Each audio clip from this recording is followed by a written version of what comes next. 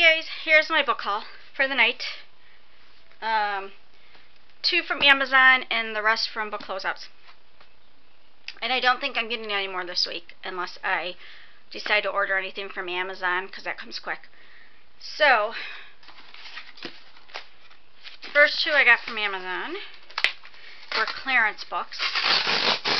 So I only paid like $4 something for both of them. The first one, I kept looking at it and looking at it. It was only $1. It was $1.63. So come on, it's a hardback book. It's called 3 Witches by Paula Jolin. So I figured $1.63. I can at least try it. So it is 236 pages long. The text is like this, which is nice. I like the chapters. I see that is like that. And then it's like wisps of smoke, it looks like, from the candle on the top of the pages there. So that's kind of neat. I love when books have just neat little things like that. And the book, I'm going to read the inside for you.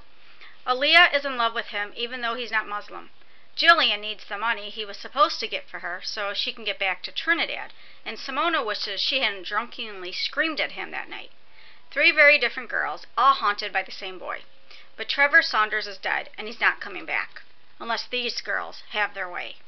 So, that sounded pretty neat.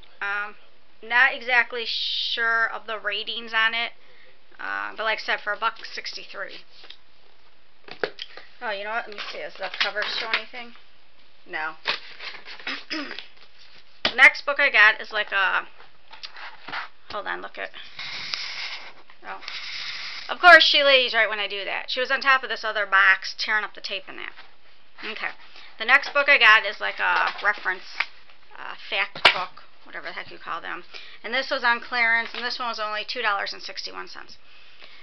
Why do dogs like balls? More than 200 canine quirks, curiosities, and conundrums revealed.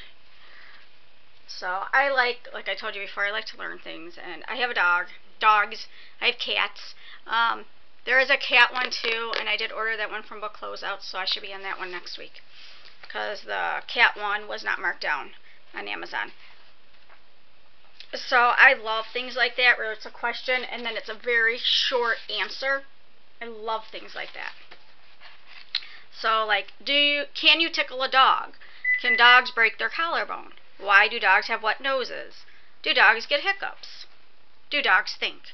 And so on. So, yeah, I think that's pretty neat. So, part 1 is dog behavior. QA, dog behavior. What are you doing? She's just all over the place. She's so funny. And then there's canine intelligence. So just same thing about canine intelligence. And then so on. Canine body, dog senses, sexual dog, dog hair, dog breeds. So that's pretty neat. Just a very short part on that. There's an index in here. And so yeah, so this is really exciting to have.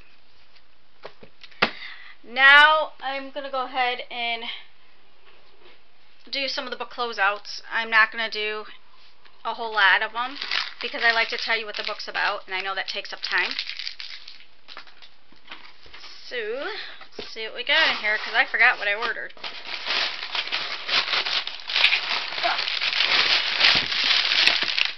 Bunch of paper.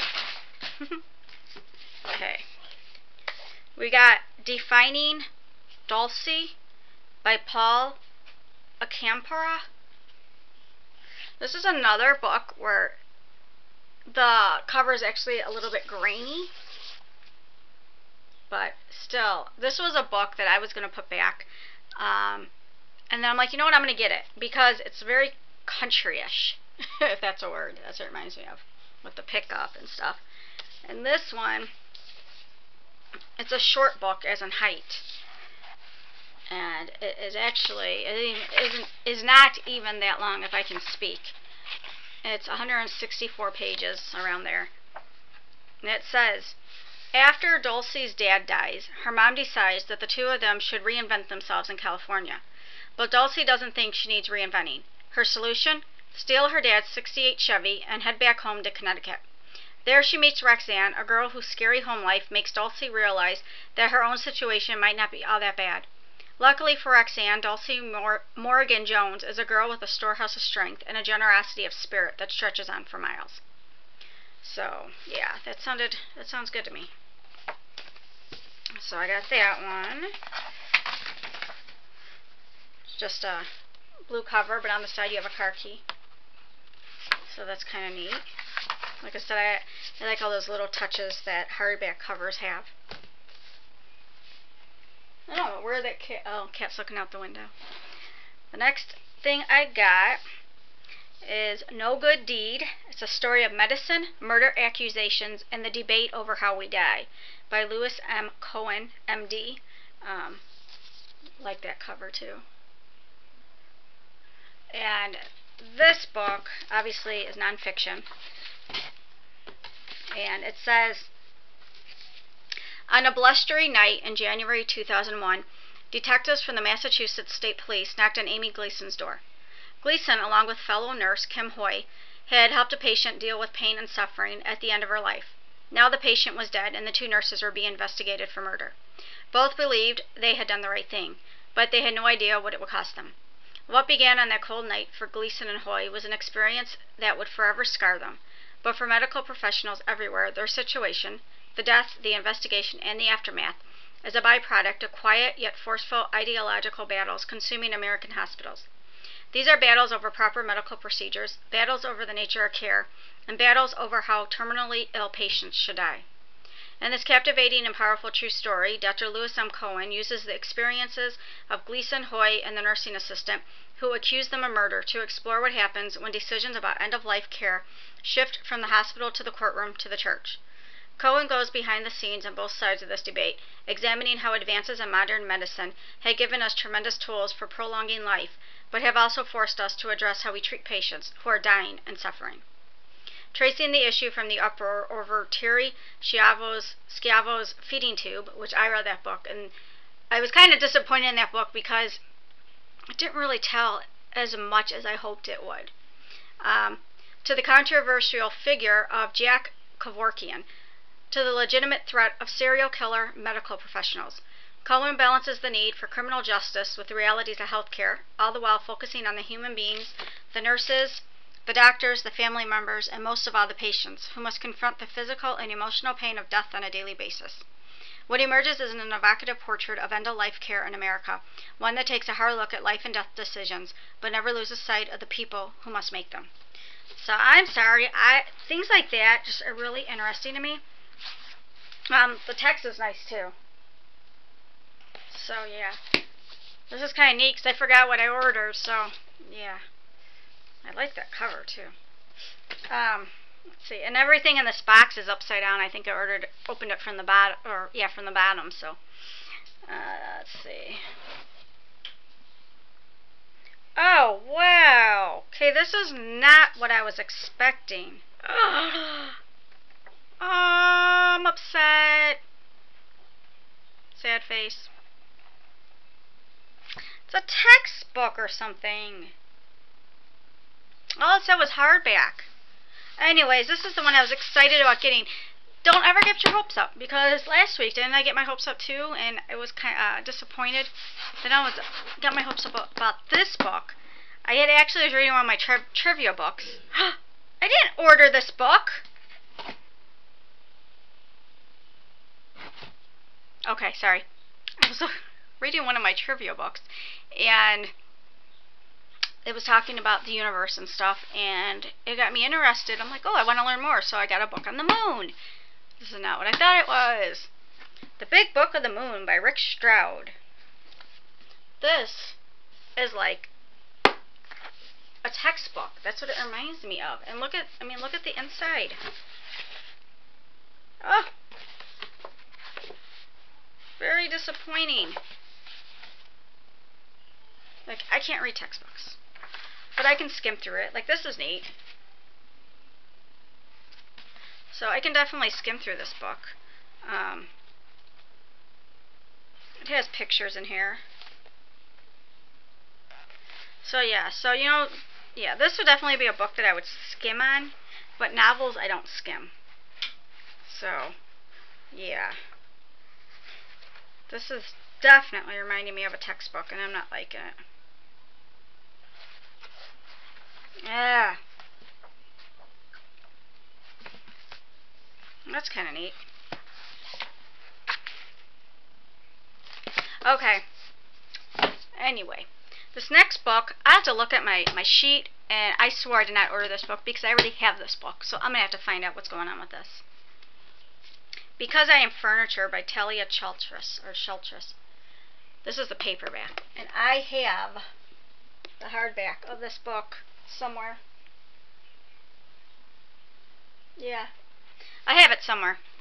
So, yeah, I don't know why they sent this to me. They must, bless you, they messed up somewhere. Okay, I'll show like 2 more books and I'm going to do another video. Your Neighborhood Gives Me the Creeps by Adam Selzer. True Tales of an Accidental Ghost Hunter.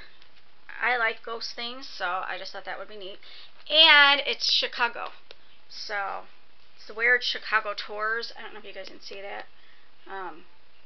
So yeah, that's the only one me and my friend haven't gone on. We went on, well, we went on the Lake County one in Indiana. We went on the Porter County one in Indiana. This is all northwest Indiana. But we have not went on the Chicago one, Ghost Tours. So this one, it says, do ghosts really exist, or is ghostly phenomena just strange stuff that gets blamed on dead people?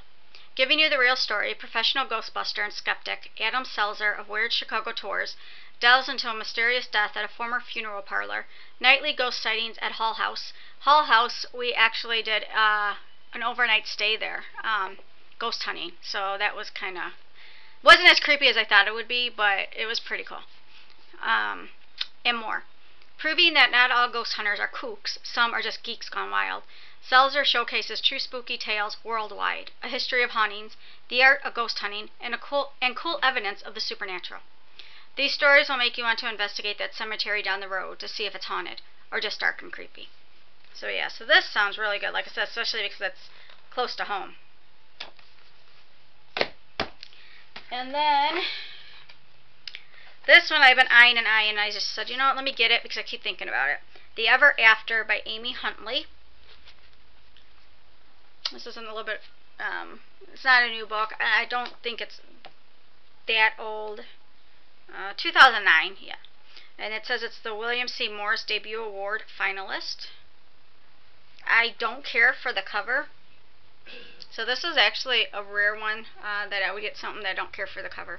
But it was cheap, so. This says on the back, Madison Stanton doesn't know where she is or how she got there. Excuse me. But she does know this. She is dead. And alone in a vast dark space. The only company she has in this place are luminescent objects that turn out to be all the things Maddie lost while she was alive. And soon she discovers that with these artifacts, she can re-experience, and sometimes even change, moments from her life. Her first kiss, a trip to Disney World, her sister's wedding, a disastrous sleepover. In reliving these moments, Maddie learns illuminating and sometimes frightening truths about her life and death. So, and this one has extras inside, which I like when they have that. Yeah, interview with the author. Waterware, which is Tammy's story, so I guess I'll have to read that to figure out that. So that's all I'm going to show right now. I'm going to stop here, and then I'm going to go on to the rest of the books. Alright guys, bye.